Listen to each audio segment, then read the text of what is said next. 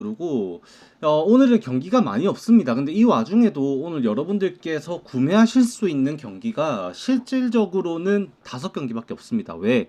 일단 로또 와이어 기준입니다. 이거를 믿거나 말거나 저번에 스쿠발 경기 비 온다고 했다가 조금 많이 피해를 드린 것 같아서 좀 조심스럽습니다. 다저스 경기는 비 온다고 일단 되어 있는데 6시 40분이거든요. 오후 6시 40분. 이제 실제 웨더스닷컴 들어가가지고 이렇게 보면은 오후 6시에 소나기가 와서 지연 시작이 될 것으로 일단은 예상을 하시면 됩니다. 경기 중에는 피해는 없을 것 같아요. 근데 경기가 늦게 시작할 수 있다는 거, 점심 때부터 해갖고 비가 5시간 정도 올 걸로 일단은 보여지고 있고, 지연 시작될 수 있다는 걸 일단 생각을 하셔야 되고요. 저건 문제가 안 됩니다. 근데 일단 미네소타 보시면 84%, 95%, 91% 일단 비가 온다라고 되어 있죠. 그래서 진짜 이 경기만큼은 여러분들이 도저히 이건 건드리시면 안 되는 경기로 일단은 파악을 좀 하시고 계시면 됩니다. 그래서 오늘 5경기로 쇼부를 봐야 되고 다저스 경기도 지연 시작이 될 수 있다라는 점 반드시 알아두시고 오늘 접근을 하셔야 됩니다. 그럼 첫 번째 경기부터 봐보면 미러키 대 필라델피아 경기입니다. 오늘 이제 프레디 페랄타 대 레인저 수아레스의 대결로서 이루어집니다. 지난 경기 수아레즈가 애틀랜타에게 안타를 그렇게 9개, 10개를 쳐맞고도 버티면서 실점을 최소화하는 경기를 또 보여주기도 했었는데 레인저 수아레즈는 이제 오히려 오늘 경기 원정 경기라는 점을 또 의식을 안 할 수가 없는 분석함에 있어서는 반드시 먼저 생각해야 되는 경기라고 봅니다. 수아레즈가 이번 시즌 홈에서는 12경기 5승 2패 훨씬 더 성적이 안 좋았었습니다. 4점대까지 나왔는데 이제 3.68로 좀 줄어들었고 피안 타율은 2할 6푼 3리 정도가 형성이 되는데 원정에서는 9경기 5승 4패 2.25 이게 승수가 ERA는 떨어지는데 승수가 낮아지는 이유 결국 필라델피아가 원정에서 타격이 좋기 때문이죠. 득점 지원이 적었습니다. 그래서 2할 2푼 6리의 피안타율과 WHIP도 1.10으로 수아레즈 실질적인 투수력으로서의 마운드에서의 지표는 필라델피아의 원정에서 훨씬 더 좋았습니다만 승수가 뭐 경기 비율을 따지고 보면 더 많은 편이긴 한데 패전도 많이 먹은 이유가 필라델피아가 원정의 득점 지원을 좀 많이 못해줬기 때문에 라고 생각을 하시면 됩니다. 그리고 오늘 이제 프레디 페랄타 지금 사이영 페이스 20승 페이스를 향해 달려가고 있는 이 페랄타 같은 경우에는 오늘 이 지금 8월달 페이스만 보더라도 압도적이었습니다. 그래서 너무 기대될 수밖에 없어요. 4경기 연속으로 이제 퀄리티 스타트급 피칭을 5경기죠. 어떻게 보면 8월달 전경기를 퀄리티 스타트급 피칭을 했는데 5이닝씩 던진 경기들이 아쉽다라고 할 수 있지만 경기당 피안타 평균 개수가 2개밖에 안 돼요. 그만큼 지금 피안타 1할 1푼 7리가 현재 8월달에 기록이 되면서 4경기 동안 실점만 단 1실점. 그 실점은 솔로 홈런 1개였습니다.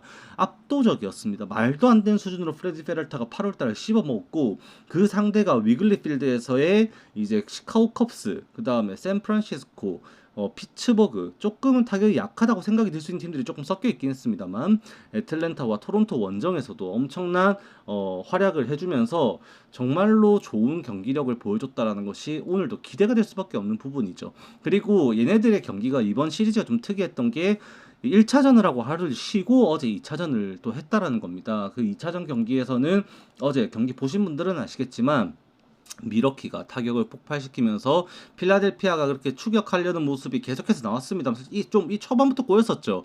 리얼무토가 이제 안타를 치고 나서 3루에 하퍼가 뛰는 과정에서 1루로 갑자기 2루에서 브레이크를 걸었다 1루로 이제 들어간 공이 이제 아웃이 되면서 2사 찬스를 살리지 못하고 교가 되고 말았고 1회 경기가 이제 뻥 터지면서 놀라가 공략을 당한 채로 추격하는 양상 속에 필라델피아가 결국 뒤집지 못했던 경기가 되어버리고 말았던 2차전이었어요.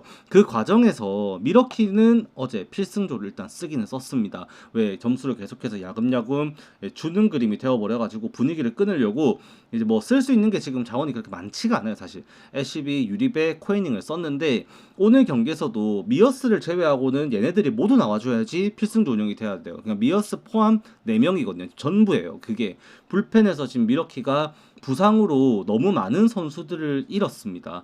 지금 쉘비 밀러까지 지난 1차전 경기에서 공을 던지다가 팔꿈치 통증을 느끼고, 팔꿈치 맞나? 어딘지 모르겠는데 일단 통증을 느껴가지고 부상 교체 아웃 당했고, 마무리 역할을 해줄 수 있는, 애리조나에서 마무리 역할을 해줬던 실제로 셸빈 밀러까지 이탈하면서 지금의 마무리 투수는 어쩌면 구위적으로 봤을 때는 성적도 마찬가지고 유리배라고 봐야 돼요. 근데 유리배가 또 오늘 연투를 또 해줘야 되는 상황을 가져가려면 프레디 페럴타가 훨씬 더 성적에서 좀 압도적인 모습을 또 보여줘야겠죠. 필라델피아의 원정 수치 자체가 그렇게 떨어지다 보니까 오늘도 기대되는 부분은 분명히 또 있습니다. 페럴타가 호투하겠죠. 호투할 거라고 기대를 하게 되는데, 여기에 또 기대감을 올리는 게 최근에 칼 슈아버의 타격감이 조금 하락세를 겪고 있다라는 거죠. 홈런을 그때 4홈런 경기를 뭐 치고 하긴 했습니다만 외의 경기에서 슈아버가 지금 부진하고 있거든요. 거기에 지금 오늘 타격이 터져야 돼서고 좀 활약이 나와야 되는 선수가 결국 베이더. 최근에 팀 내에서 타격감이 가장 좋은 게 베이더고요. 그 다음이 이제 트레이 터너, 카스타노스, 그 다음에 뭐 이름 올리자면은 뭐 하퍼 정도로 이름을 좀 올리게 되는데, 원정에서 보여주는 얘들의 실질적인 성적 지표 자체가 너무 떨어지다 보니까 오늘도 필라델피아가 이기기는 쉽지는 않을 것 같아요. 제가 볼 때는 쉬운 길은 절대 아닙니다.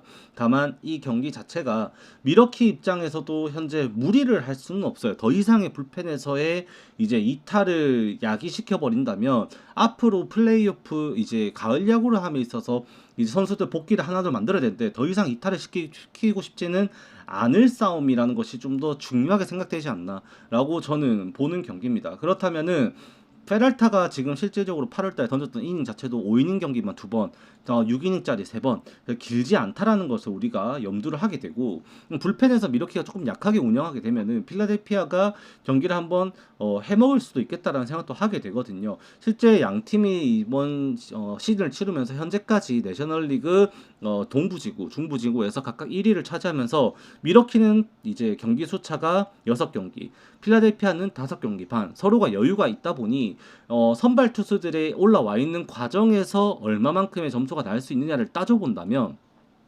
미러키가 조금 유리하다라고 볼 수도 있겠습니다만, 내부적인 지표를 따졌을 땐 이 수아레즈가 좌투수라는 점이 생각 이상으로 강점으로 좀 다가가는 경기가 될 수도 있다라고 저는 보는 경기예요. 그게 왜 그러냐면 미러키 같은 경우에도 현재 좌투수를 상대로 좋은 타격을 할 수 있는 거는 튀랑 한 명밖에 없습니다. 튀랑이 정말로 좌투수의 공을 잘 치고 있는데, 현재 콘트레라스, 콜린스, 그 다음에 옐리치, 그 다음에 앤드류 본부터 오티즈까지 좌투수를 상대로 성적이 조금씩 떨어지고 안 좋은 상황입니다. 수아레즈가 피안타를 그렇게 맞지만 계속해서 이제 관리가 되는 것도 결국 그 체인지업과 슬라이더, 싱커로 땅볼 유도를 하면서 범타 유도를 하면서 수아레즈가 버텨주고 있는 거고, 페랄타는 장타에 계속해서 의식을 할 수밖에 없거든요.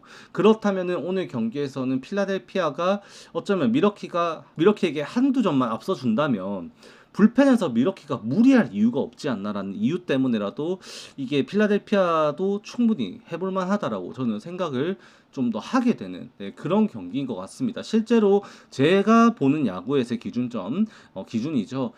배당 1.62배가 미러키에서 국내에서 책정이 됐고, 해외에서는 1.83배, 배당차는 0.21배로 제 기준에서는 역배 조건을 충족시키는 경기다라고 볼 수밖에 없어요. 그렇기 때문에 오늘도 이 경기는 필라델피아 승을 봅니다만 저는 언더까지도 일단 생각을 하게 되면서 양 팀의 조금 선발 투수들의 활약 속에 근소한 우위가 불펜에서 이제 후반 조금 약하게 운영하는 팀의 불펜 이제 상황을 야기시키게 될 거고, 그거는 이제 그러니까 역전승이 나오는 경기는 아니게 될 것 같다라고 좀 말씀을 드리고 싶은 경기입니다. 그래서 선발에서 리드하는 것이 굉장히 중요한데, 거기에서는 필라델피아의 장타력이 오늘 한 번은 좀 더 힘을 보태줄 수 있지 않을까라고 생각도 하게 됩니다. 다만 이 페랄타의 피안타율, 극악의 피안타율, 8월달에 보여줬던 극악의 피안타율과 수아레즈의 어떤 이 체인지업을 활용한 땅볼 유도가 반영이 된다면 언더가 먼저 생각돼야 되는 경기는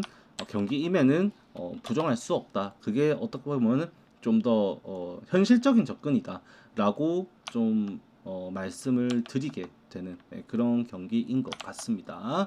자, 그렇게 하면은 요 경기는 넘어가면 될 것 같고, 일단 그러니까 메인은 일단 언더로 보면서 필라델피아 역배까지도 열어둬야 된다라고 일단 말씀을 드리면 될 것 같습니다. 자, 그 다음 경기 다저스 대 피츠버그입니다. 아까 말씀드렸습니다. 이미 말씀드렸다시피 이 경기는 지연 시작이 될 수 있다라는 것을 미리 아셔야 돼요. 그러니까 경기가 정상적인 이제 시간에 진행이 안 되고 선발 투수들이 몸 푸는 시간이 꽤나 길어질 수 있다라는 거 좀 생각을 좀 해주셔야 될 수도 있다라고 그 말씀을 드립니다. 아까 앞서 날씨 미리 말씀드렸어요. 그리고 이제 선발 투수는 스킨스 대 스넬. 피츠버그를 저는 이번 시리즈에서 다저스를 위협할 것 정도는 예상은 했습니다. 1차전도 저는 사실 어제 같은 경기를 예상을 했어요. 1차전에 제가 여러분들에게 표 구매하신 분들도 아시겠지만 제가 피츠버그 역배까지 보면서 언더 생각한다 말씀을 드리고 무료드진스키 오프너에 이제 나오게 될 루키 부다였나요? 이름이 부다 뭐식이었나? 샌들러였죠. 샌들러. 부다 샌들러. 걔가 나오는 걸로 예상을 다 이미 알고 있고 그 경기를 이제 피츠버그 역배 언더를 봤는데 그걸 오버를 내고 어제 이제 제가 예상했던 피츠버그 다저스 시리즈 양상이 좀 나왔다라고 저는 생각을 합니다. 피츠버그의 마운드가 굉장히 단단해요. 지금 정말 단단하게 리그에서 지금 최근 페이스 뭐 1차전은 그렇게 털리긴 했지만 타격전이 됐지만 지금 최근 페이스 여전히 그럼에도 피츠버그의 마운드 리그 전체 1등입니다.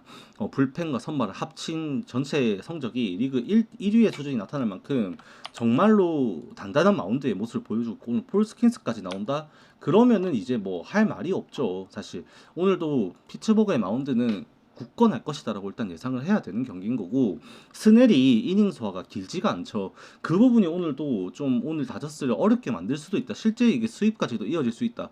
고춧가루 경기가 될 수 있다라는 거 반드시 염두를 해야 되는 경기가 될 수밖에 없습니다. 1차, 2차전 어제 같은 경우에도 점수를 내는 과정에서 뭐 이제 맥쿠첸의 홈런도 있었고 했지만 결국 이 1회 곤잘레스가 12구 승부 끝에 압도적인 이제 기싸움 압도적이라기보다는 좀 팽팽한 기싸움 속에서 이제 13구를 때려쳐서 이제 홈런을 때리면서 그때 멘탈을 좀 많이 흔들었던 게 좀 주요했던 것 같습니다. 오늘도 그런 부분 하나하나의 세심한 포인트 하나하나가 경기의 균형을 조금씩 갉아먹는 경기가 될 거라고 생각을 하고 거기에서는 원정 스넬이라면은 좀 더 크랙이 생길 수밖에 없다라는 생각을 저는 하게 됩니다. 왜? 스넬이 지금 이번 시즌 홈에서는 5경기 나와서 3승 1패 1.78이거든요. 근데 원정 2경기 전부 2패 박았습니다. 스넬이 뭐 제구가 안 됐다가 아니에요. 삼진도 정말 잘 잡았고 좋았습니다만 실질적인 피안타에서 공략을 당하면서 원정 2경기죠. 템파베이와 샌디에고 원정 각각 퀄리티 스타트급 피칭을 하고도 이 패전을 먹었어요. 오늘 경기에서도 로테이션상 스넬이 이 폴 스킨스를 만날 거는 각오를 했어야 되는 경기였었고 시리즈였었고 이제 스넬이 대진운이 참 아쉽긴 합니다만 오늘도 어려운 경기를 할 가능성은 좀 높아진다라고 저는 말씀을 드릴 수밖에 없는 그런 경기이지 않나. 실제 원정 해당 경기에서 샌디에고 원정 다저스가 2대1로 졌고요. 그 다음에 이제 템파베이 원정 같은 경우는 4대0으로 졌었습니다. 스넬의 원정 경기에서 다저스의 득점 주어는 뭐 로테이션상 해당 경기 뭐 다르비슈 만나가지고 그렇게 됐었고 라스무센 만나가지고 다저스가 5.1이닝 무득점했었거든요. 그러면 오늘 폴 스킨스를 상대로도 다저스의 원정 타격은 꽤나 고전할 것이라고 예상을 할 수밖에 없고 그 과정에서 오늘 다저스 정배방 받은 거 도저히 납득할 수는 없는 경기인 것 같습니다. 그래서 뭐 피츠버거 2.5 프레임 가면 꼬는 경기는 절대 아닐 거라고 생각을 할 수밖에 없는 현재 경기고요. 이 경기는 저도 오늘 고민을 많이 했어요. 이 경기를 이제 앞서 미리 제가 배팅 구매를 했습니다.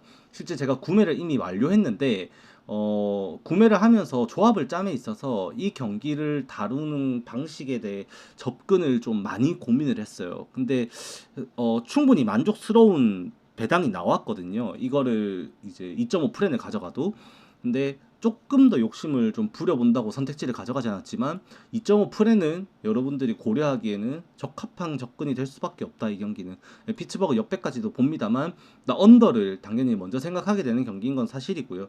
거기에서 이제 여러분들이 좀 고민을 하셔야겠죠. 욕심을 버릴 것이냐 이제 아니면은 욕심을 좀 부려서 언더 가지고 갈 것이냐 미리 말씀을 드립니다만 어차피 이 두 경기 다 언더 게임 선발 투수 보면 여러분들 다 언더 게임 생각을 하실 텐데 그 중에서는 변수 없이 접근하게 되는 거는 어쩌면은 이 경기보다는 이 경기가 맞다. 미러키 경기가 언더에 좀 더 적합하지 않나라는 생각은 하게 됩니다. 왜? 날씨의 변수로 선발 투수들이 좀 몸 푸는 시간이 길어진다라는 생각을 좀 해야 되고, 비가 완전히 그치지 않고 또 선발 투수들을 괴롭히게 된다면 초반에 또 양상 자체가 어지러워질 수 있다 보니까 날씨의 변수가 있다면 이 경기는 건드리지 않는 게 좋겠죠. 물론 이 경기도 조금 그런 부분에서는 불안한 부분. 제가 이거 왜 필라델피아 역배 이거 말씀 안 드렸는데 다시 돌아가갖고 이거에 대해서 말씀을 드리면, 잠깐 말씀드리면, 제가 이거 필라델피아가 홈런으로 득을 볼 수 있다. 그 어차피 타격 스타일 때문에 어쩔 수 없거든요.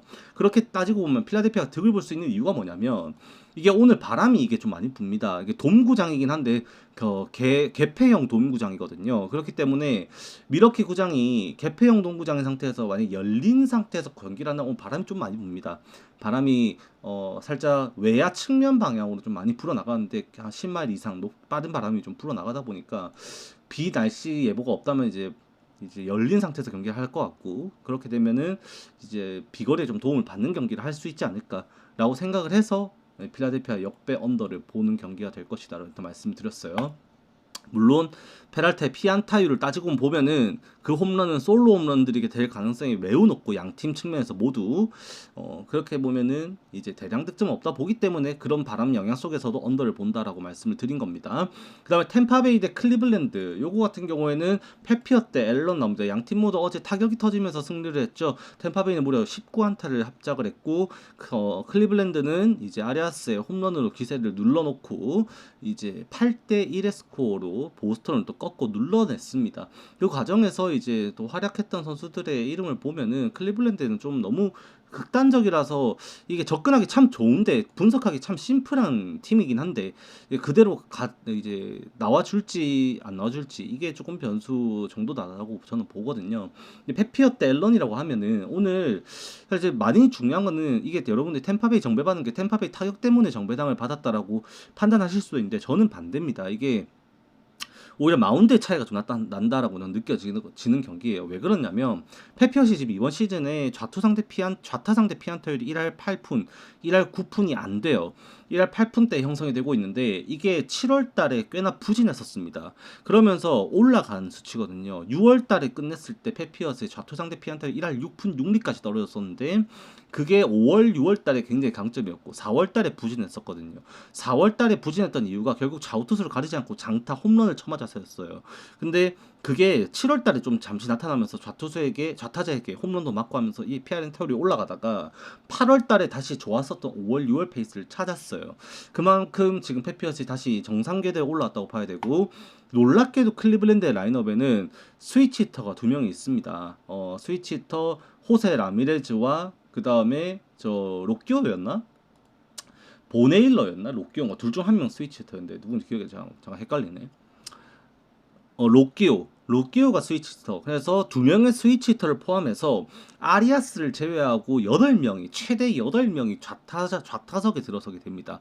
예상 라인업으로 따지보면은 이제 스티븐 ኳ 좌타자, 그다음에 슈네이만 좌타자, 호세 라미레즈 양타 스위치히터, 오늘 우투수 나오니까 좌타석에 들어서겠죠. 그다음에 만자르도 좌타, 보네일러 좌타, 그다음에 그 카이퍼스가 또 좌타, CJ 케이퍼스 좌타, 그 다음에 놀란 존스 좌타, 스위치 히터 로키오, 그 다음에 우타자 유일하게 유격수 아리아스.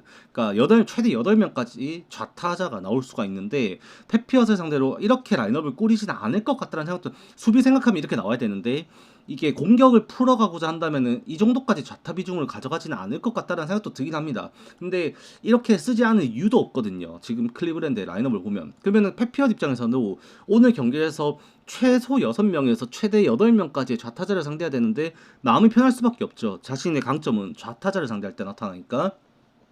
그래서 오늘 페피엇이 그 마운드의 우위, 그리고 어제 경기에서 템파베이가 이렇게 대승을 좀 하는 과정에 있어서 투수를 좀 아꼈죠. 그래서 그 오늘 이제 어제 나왔었던 그 앵리게트를 그 제외하고 저 누구야 좌투수 2명, 몽고메리 클레빈저 모두 기용될 것까지 각오를 해야 될 것 같고요. 그 다음에 이제 우세타부터 시작해서 마무리 페어뱅크스까지 이 4명의 불펜이 뒤를 받쳐줄 수 있는 경기가 될 것 같습니다. 마운드에 우위가 있다고 봐야 돼요. 클리블랜드도 어제 대승하면서 이제 에린, 게리스, 그다음에 스미스 다 아꼈죠. 다 아꼈고 엔라이트 정도 나왔는데 3명 필수로 나올 수 있다 보니까 마운드의 우위, 불펜에서 해서 우위가 떨어진다고 볼 수는 없습니다만 선발 투수에서의 우위가 템파베이가 더 있고 불펜에서도 그렇게 대량 득점을 할 수 있을 만큼의 클리블랜드의 자원이 부족한 것도 아니다 보니 경기를 던지는 그림 양상이 나오진 않을 것 같다. 그럼 템파베이 핸디승 뭐 이렇게 접근하는 것보다는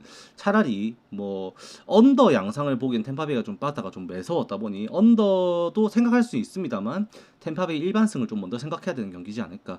일단은 보게 되는 경기인 것 같다라고 좀 말씀을 드리게 되는 것 같아요. 그러니까 이게 결국 템파베이의 타격 우위보다는 마운드에서의 우위가 더 확고한 경기이기 때문에 핸디캡보다는 일반승 정도로만 접근을 하는 것이 맞다라고 말씀을 드리게 되는 것 같습니다. 자, 그 다음 경기 캔자스시티 대 LA 에인절스. 캔자스시티가 수입패를 당할 뻔하고 있습니다. 지금 캔자스시티 같은 경우에도 이번 시즌 지금 이제 하면서 사실상 뭐 디트로이트를 잡아서 그 중부지구로 갔다가 재패하겠다라는 것은 이미 포기를 해야 되는 상황이고요.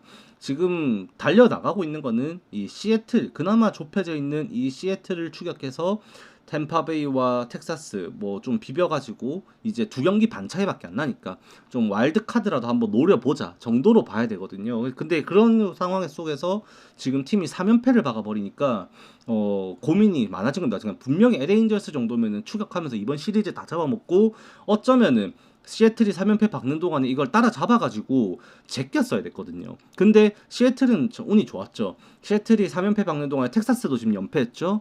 캔자스시티도 3연패 박았죠. 오히려 템파베이가 지금 6연승 하면서 지금 캔자스시티 잡아버렸거든요. 오늘 경기에서도 템파베이를 이길 걸로 보면 캔자스시티는 이거 못 이기면은 와카 경쟁에서도 현재 순위가 또 뒤집혀서 더 뒤처지게 되는 경기입니다. 무조건 잡아야 돼요, 이 경기를.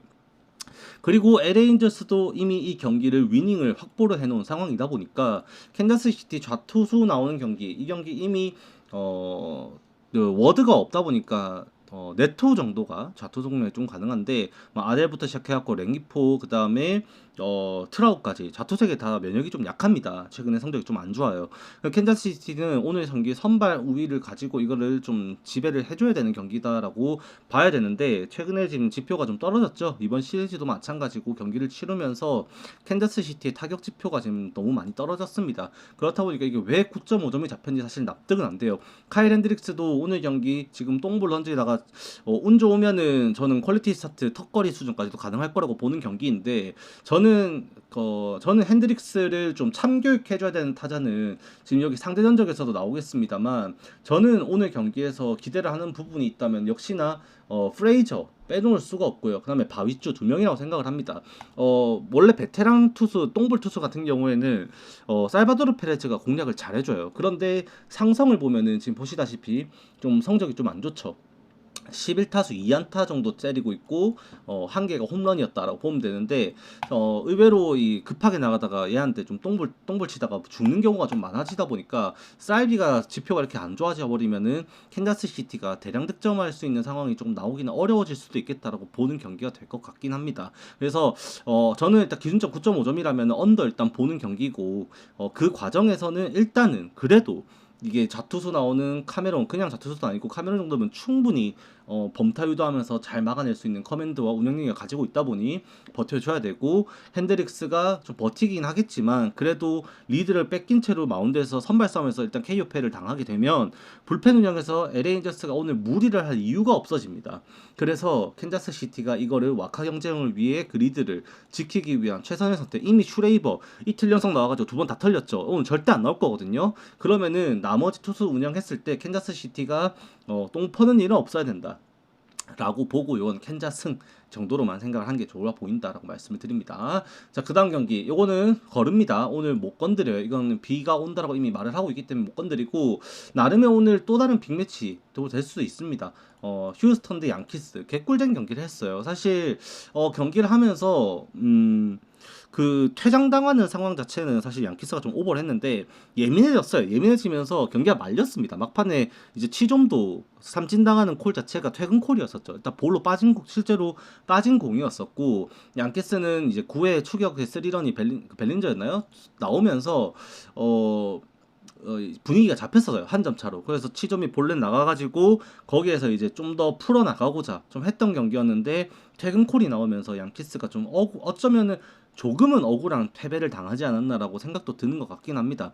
애초에 삼진 상황이 나온 뭐 그것도 복이긴 한데 어쩌겠어요. 일단은 진 건 진 거니까. 근데 양 졸라 억울했던 게 치좀이 그렇게 볼넷이 나갔으면 그 다음 타자가 스탠튼이었거든요. 그럼 스탠튼 걸으면 되는 거 아니냐는데 걸러버리면 주자가 득점권으로 가다 보니까 거기에서 안타 맞으면 또 득점 주는 거니 걸을 수도 없어요. 승부를 해야 되는 상황이 나서 양키스 입장은 절호의 기회였기 때문에 치좀이 좀 그 예민하게 굴 수밖에 없었지 않나 싶습니다. 오늘은 이제 하비에르 대 이제 로돈 등판을 하게 되는데 하비에르 같은 경우에도 결국 관건은 제구겠죠. 지방 경기도 그렇고 퀄리티 스타트 6이닝을 하면서 정말 호투를 했습니다만 볼넷은 피할 수가 없었고 로돈도 볼넷에 대해서는 자유롭지 못한 투수이다 보니 양 팀이 오늘 경기에서도 결국 이 걸어 나가는 그 상황에서 득점권 상황이 조금 심화될 수 있고 또 말로 찬스 찾아올 수도 있고요. 분명히 그런 부분은 각오를 조금 해줘야 되는 경기가 될 수밖에 없지 않나라고 생각을 합니다. 그렇게 보면은 오늘 기준점이 8.5점, 저는 이 경기 오버 볼 수밖에 없어요.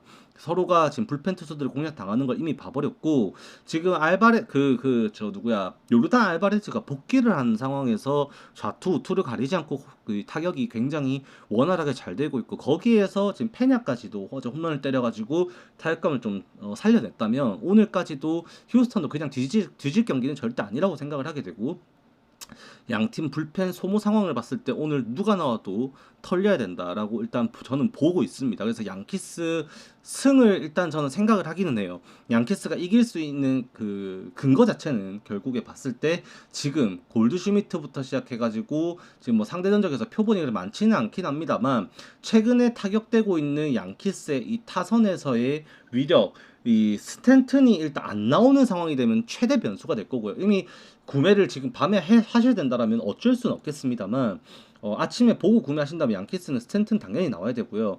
스탠튼이 나오는 상황 속에서는 지금의 양키스 타선에는 핵바타 타선이 돌아갈 수 있는 명분이 분명히 있습니다. 치점도 최근에 타격감이 정말 좋은 편이고요. 벨린저도 지금 장타율이 굉장히 살아있는 상황. 쳤다 하면은 거의 2루 타임에 홈런이거든요. 벨린저도.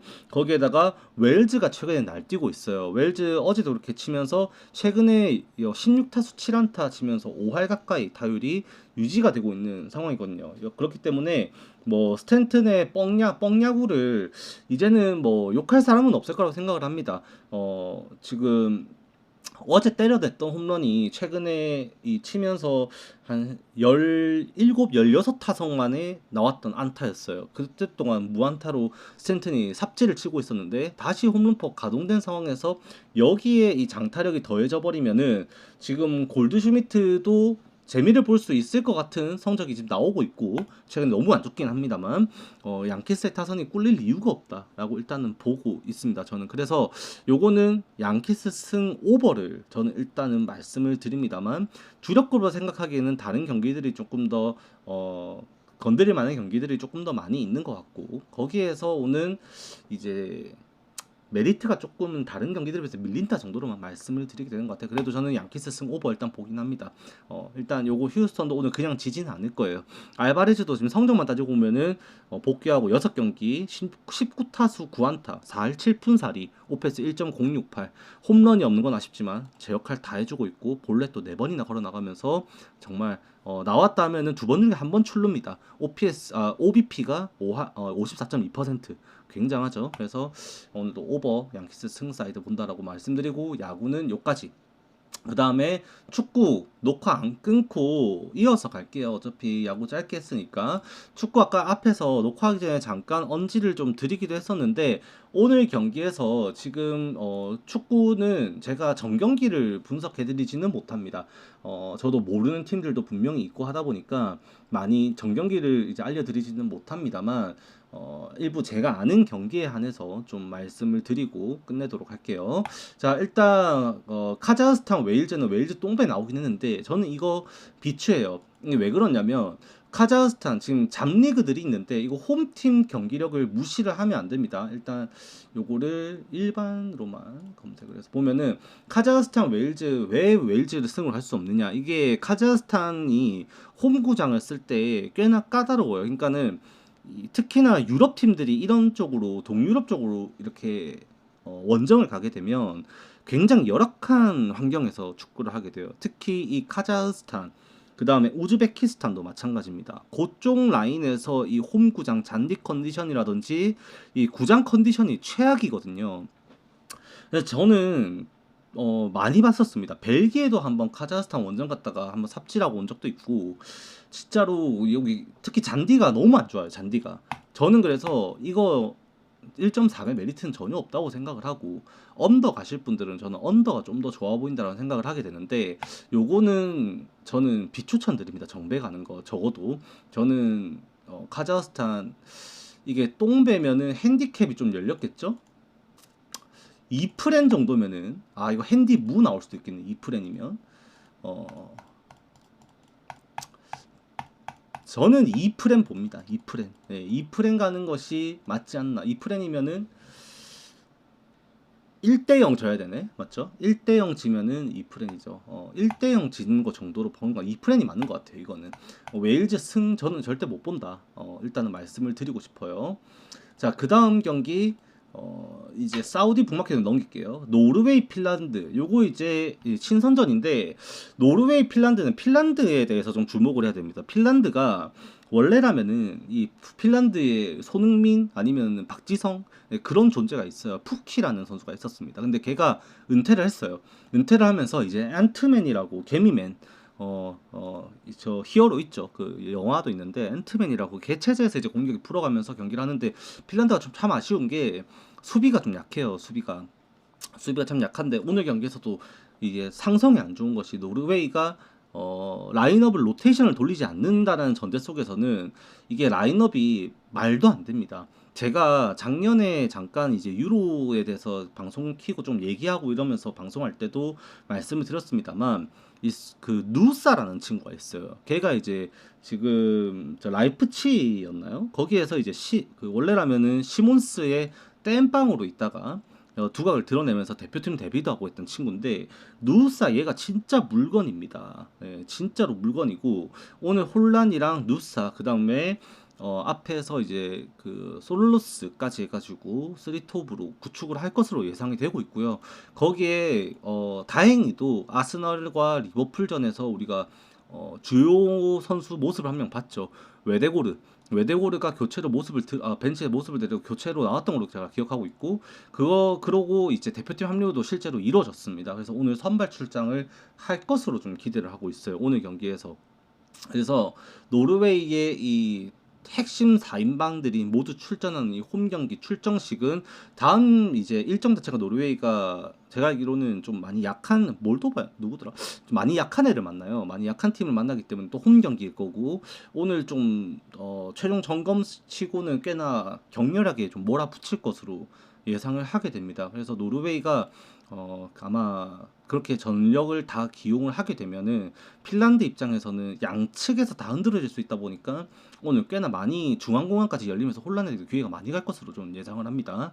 측면에서 누사랑 이제 셀룰로스라든지 외대고를 막으려고 이제 쏠리게 돼버리면 중앙에서 혼란이 여유로워지거든요. 공간이 많아지거든요. 그 상황에서 실점은 각오를 해야 될 거고, 저는 이거 핸디슨까지도 보는 경기가 될 것 같습니다. 이 경기는. 그다음에 지브롤터 알바니아는 개똥배 경기니까 넘어갈게요. 알바니아 홈이었으면 이거는 저는 3대0까지도 봤을 것 같은데, 원정이라서 일단 거릅니다.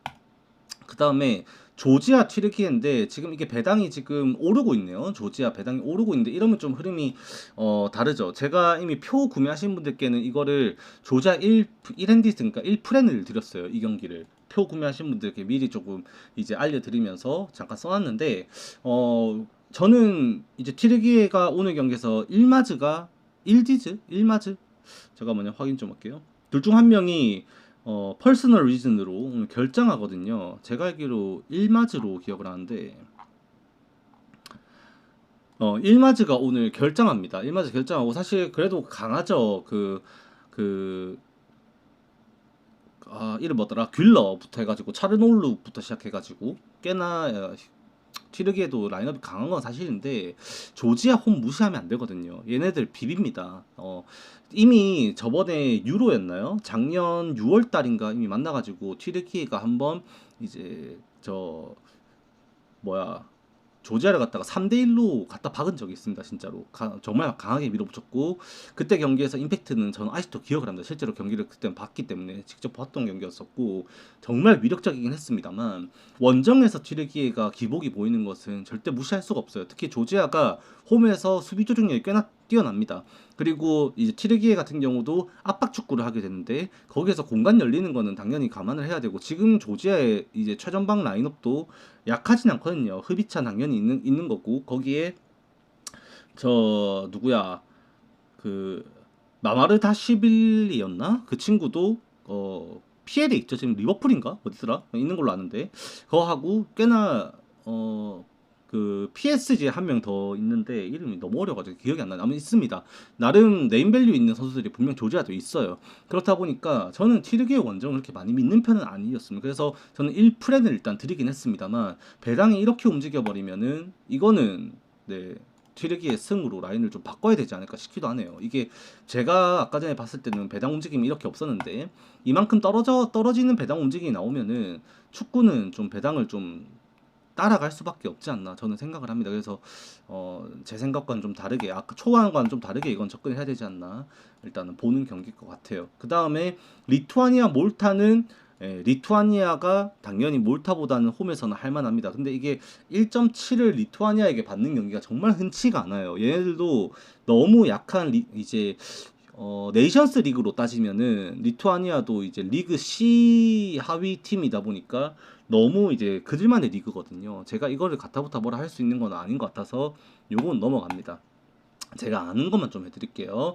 아랍에미레이트 시리아도 넘어갑니다. 그 다음에 불가리아 스페인 이것도 아까 잠깐 앞서 말씀드렸었는데 제가 오늘 이 핸디캡에 있어서 대량 핸디캡이 걸리는 대거 이제 고 핸디캡이 걸리는 경기가 벨기에 스페인 두 개라고 말씀드렸어요. 근데 리히텐슈타인이랑 벨기에의 경기는 오히려 이제 5에서는 이게 프렌이 나올 가능성이 높다라고 말씀드렸고 스페인은 핸디캡을 4.5까지도 날 수도 있다라고 저는 보는 경기예요. 이 경기는 스페인이 실제로 5점 차 이상으로 낼 수도 있는 경기라고 저는 봅니다.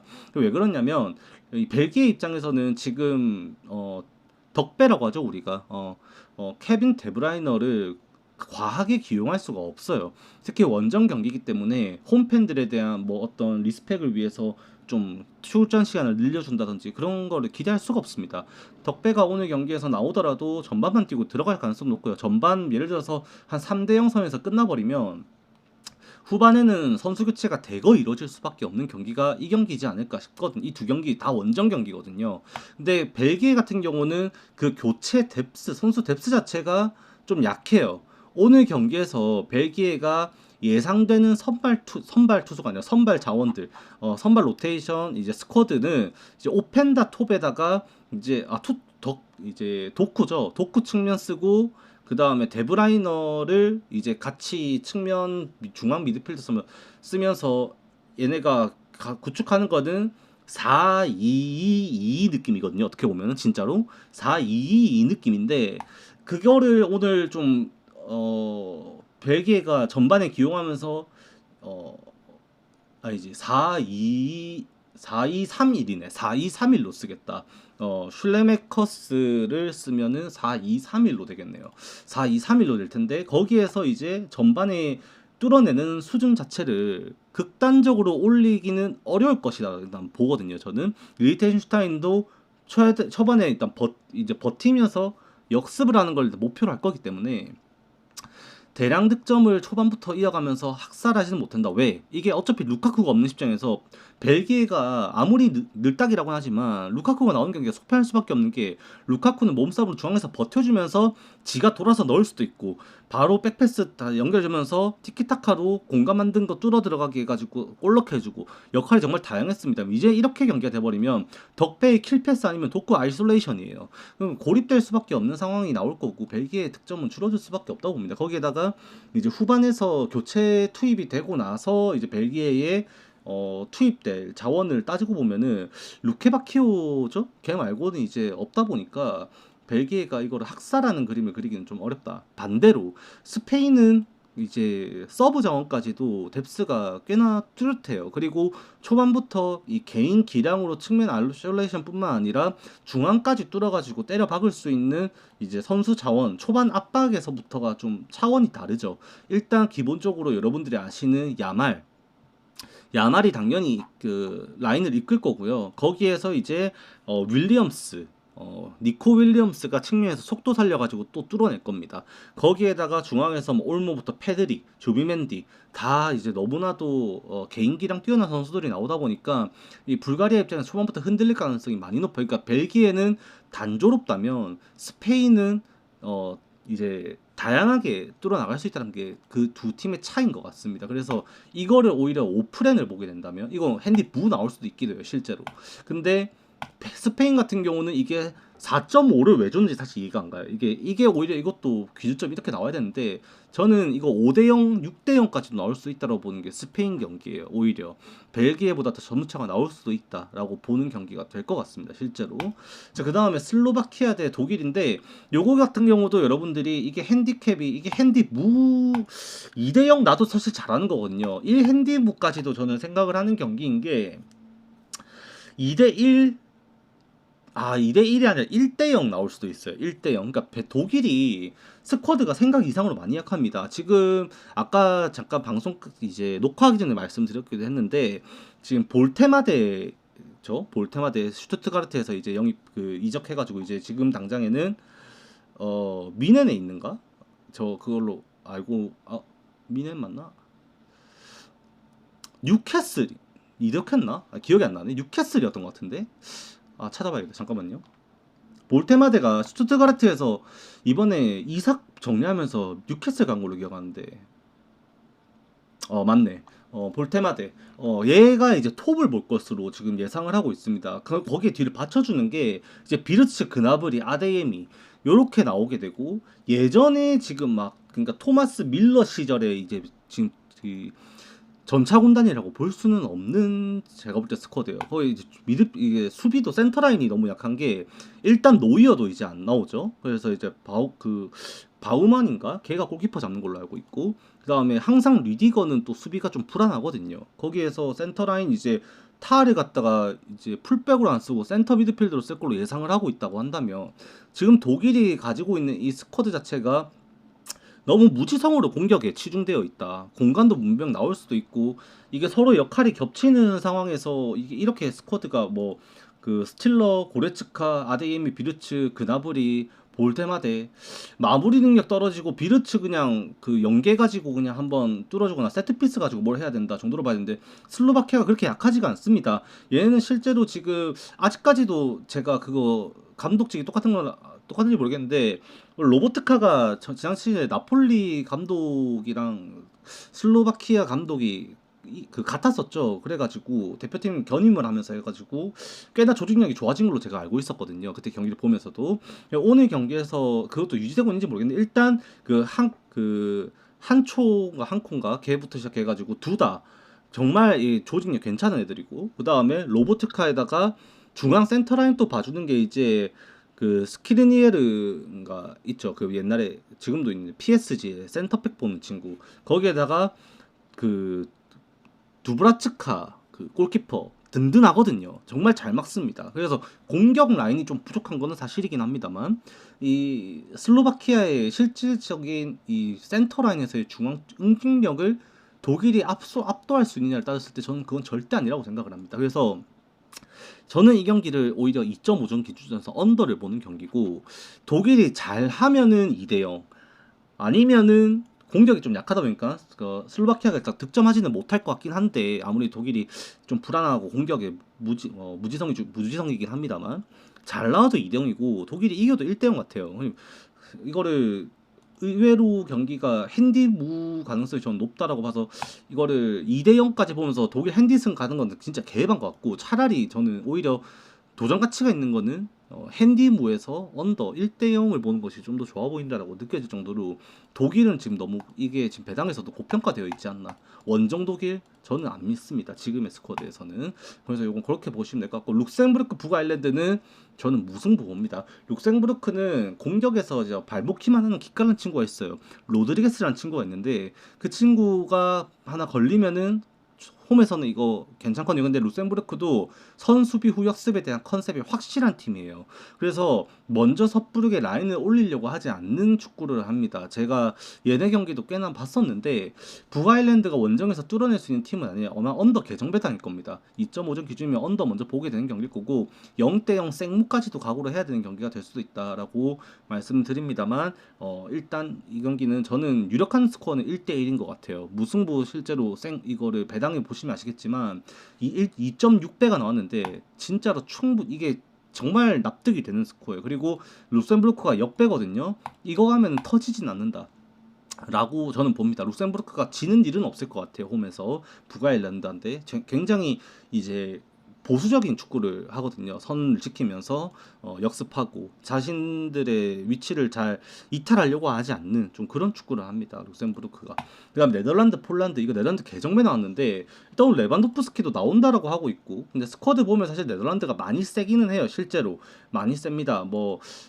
당장에 그 레반도프스키 원툴이라고 이제는 봐야 되는 지금의 폴란드가 꺾기에는 꽤나 세죠. 데파이, 시몬스, 학포, 그 레인데로스, 흐라빈베르, 그다음에 데용, 그다음에 판더벤, 그 반다이크, 둠프리스 등 너무 다양하게 스쿼드 이제 구축이 가능하고 홈에서 네덜란드가 폴란드에게 진다라는 거 보는 거는 사실 좀 무리가 있습니다. 지금 뭐 골키퍼도 이제는 이제 폴란드가 저 이름이 생각이 안 나네. 그 슈문장 걔가 이제 못 나오는 상황이고 바르샤였나 어디더라 기억이 안 난다. 아무튼 이제 골키퍼도 바뀌었고 레반도프스키 말고는 진짜로 이제는 뭐가 없거든요. 그래서 네덜란드 원정에서 이기는 건 어려울 거라고 보긴 합니다만 이게 네덜란드가 이게 3.5 핸디까지 과연 나와야 되는가? 저는 이 핸디무 봅니다. 이거 이 핸디무 3대 1까지도 생각을 좀 할 수도 있는 것 같은데 일단은 네덜란드 승 오버 2.5점이면은 오버 보는 게 맞는 것 같아요. 오버 보는 게 맞는 것 같고 거기에서 저는 3대 1 정도를 봐야 되지 않나 라고 일단은 봅니다만 2대 1 가능성도 있기 때문에 이 핸디분 좀 에반 것 같고 그냥 오버 정도로만 생각을 하는 것이 어떨까 싶다. 생각보다 축구에서 3골 넣는 것 자체가 이게 나름 네임드가 있는 이 축구를 하는 폴란드인데 네덜란드가 아무리 홈이라지만 좀 오버인 것 같기는 해요. 그래서 2대 1 정도 보면서 2대 1 그냥 만약에 폴란드가 그렇게 레반에 공을 못 주고 그냥 초반부터 무너져 버리면 네덜란드가 학살하면서 3대 0 뭐 기대를 하든지 뭐 그런 식으로 보든 이거는 일단 2.5 오버 정도만 보는 것이 맞다라고 저는 생각을 합니다. 수리나 파나마 말할 필요 없고요. 콜롬비아 여기서 정배 경기입니다. 콜롬비아, 볼리비아 홈 이 볼리비아라는 팀을 여러분들이 주목해야 하네. 볼리비아 홈구장이 그 저 산꼭대기예요. 이게 야구에서 축구호스 필드가 있다면은 축구에선 볼리비아가 있는데 여기에 가면 리버풀도 리버풀이 아니라 저 아르헨티나나 브라질도 여기 가면 딱 깁니다. 네, 그만큼 볼리비아에서는 홈구장에서는 공이 이상하게 날아가거든요. 그래서 고도 때문에 축구가 삽질이 되어버린 이상하게 되어버리는 그 경기를 합니다만 콜롬비아 홈이라면 이거는 볼리비아가 그냥 털려야 됩니다. 털려야 되고요. 우루과이, 페루도 여러분들이 생각하는 우루과이, 페루 수준 딱 그 차이 수준입니다. 그래서 우루과이가 이게 친선이 아니라 월드컵 예선이기 때문에 홈에서 삽질할 이유는 없죠. 이것도 핸디슨까지도 봐야 되는 경기일 거고요, 실제로.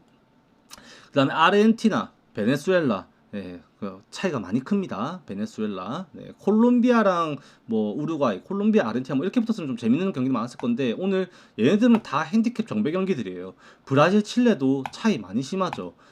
요까지는 여러분들이 이제 그러니까 남미에서는 오늘은 정배데이가 될 것 같습니다.